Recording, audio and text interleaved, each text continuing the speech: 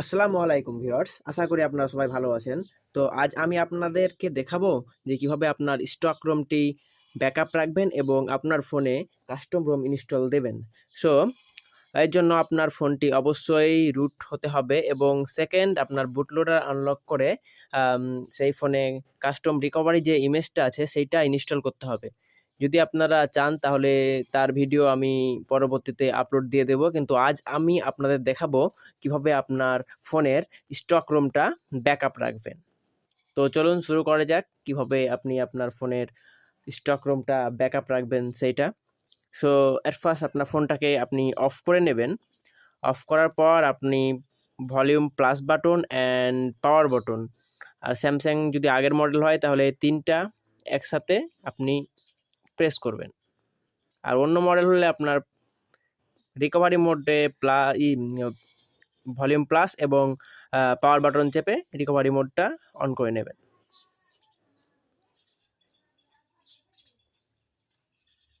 যদি আপনার custom recovery ইমেজটা ইনস্টল হয়ে থাকে তাহলে এরকম আপনার অপশন শো করবে।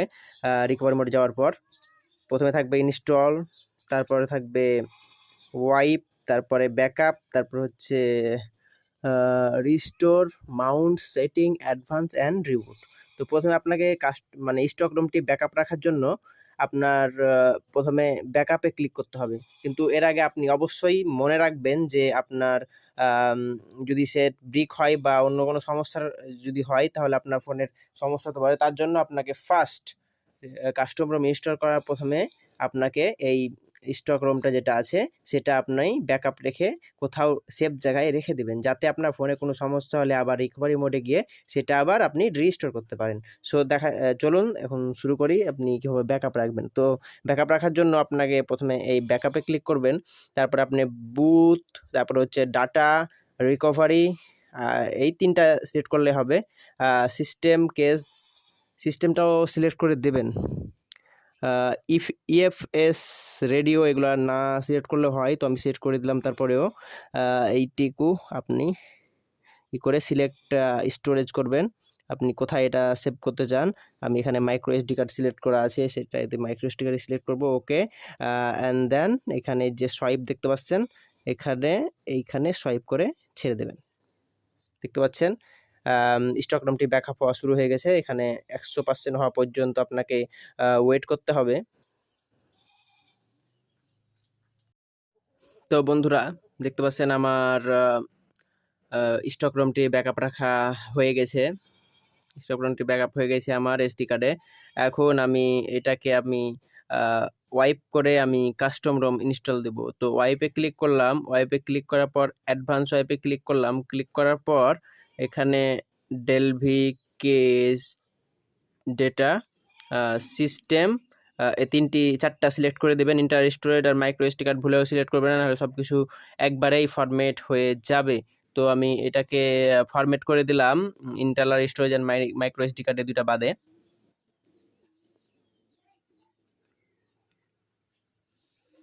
বেশি সময় নেবে না। এই তো দেখতে পাচ্ছেন আমার এটি ফরম্যাট হয়ে গেছে। এবার ব্যাকে আসলাম, আবার ব্যাকে আসলাম, আবার ব্যাকে আসলাম। প্রথম দিয়ে তারপরে প্রথম যে ইনস্টল বাটনটি আছে ইনস্টলে ক্লিক করবেন। ইনস্টলে ক্লিক করার পর আপনার কোথায় সেই ফাইলটি রাখা আছে সেটা আপনি চিনিয়ে দিবেন। আমি যেমন এই ফাইলটি এখন ইনস্টল করতে চাচ্ছি, এটা হচ্ছে লাইনেজ ওএস 19.1 অ্যান্ড্রয়েড 12। আমার ফোনটা এখন রান করছিল অ্যান্ড্রয়েড 7-এ। সো এখন আমি অ্যান্ড্রয়েড 12 করব ফোনটাকে কাস্টম রোম মেরে। সো এই যে ফাইলটা আছে ওইটা আমি সিলেক্ট করে দিলাম। সিলেক্ট করে সোয়াইপ টু ফ্ল্যাশ এখানে করলাম, সোয়াইপ করে দিলাম। দেখতে পাচ্ছেন যে কাস্টম রোমটি যেটা আছে এটা ইনস্টল হওয়া শুরু হয়ে গেছে। তো ইনস্টল হতে হতে বলি যে এখানে একটা বিষয় আপনি খেয়াল রাখবেন যে আপনার ফোনের জন্য যেটা কাস্টম রোম আছে সেটাই আপনি গুগলে সার্চ দিয়ে অথবা কোনো ওয়েবসাইট থেকে আপনি ডাউনলোড করে নেবেন। অন্য ফোনের কাস্টম অন্য ফোনে ইনস্টল হবে না, এটা আপনার ফোনের সমস্যা হবে। তাই আপনি প্রথমে শিওর হয়ে নেবেন সেই ফোনের কাস্টম রোম সেটা না অন্য ফোনের। সো প্রথমে ওই ফাইলটা যেটা কাস্টম ওইটা এবং গ্যাপ ফাইল আছে, আপনি গ্যাপ ফাইলটা ডাউনলোড করে নেবেন। ডাউনলোড করার পর দেখতে পাচ্ছেন এখানে আমার এই কাস্টম রুমটা ইনস্টল কমপ্লিট হয়ে গেছে। এবার আপনি আবার ব্যাকে যাবেন, ব্যাকে যেয়ে আর যদি কোনো ফাইল আপনার ইনস্টল করা থাকে, যেমন আমার গ্যাপ ফাইলটা এখন ইনস্টল করার আছে, এটা আমি ইনস্টল দিব এখন গ্যাপ ফাইলটা। সো এটাকে সিলেক্ট করে আমি সোয়াইপ করে দিলাম। এখন আমার গ্যাপ ফাইলটা ইনস্টল হচ্ছে।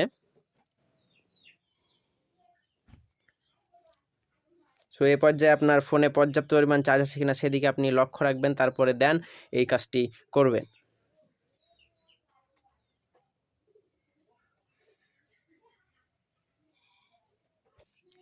তো দেখতে পাচ্ছেন আমার এখানে গ্যাপ ফাইলটাও ইনস্টল করা হয়ে গেছে। তো এরপরে আমি রিবুট সিস্টেমে ক্লিক করে দেব। এ পর্যায়ে আপনার ফোনটি কিছুক্ষণ সময় নেবে চালু হওয়ার জন্য। তো ফোনটা চালু হওয়ার পর আমি আপনাদের সামনে ফিরে আসছি।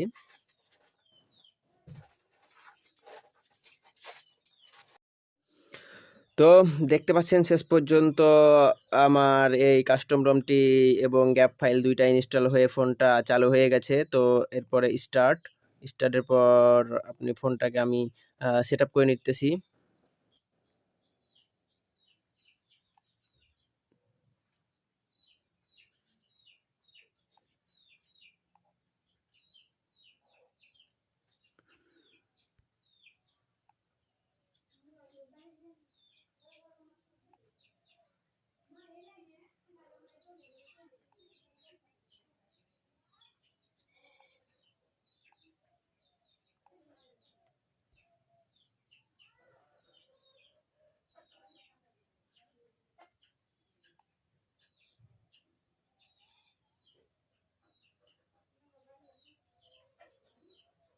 দেখতে পাচ্ছেন আমার ফোনটি চালু হয়ে গেছে। তো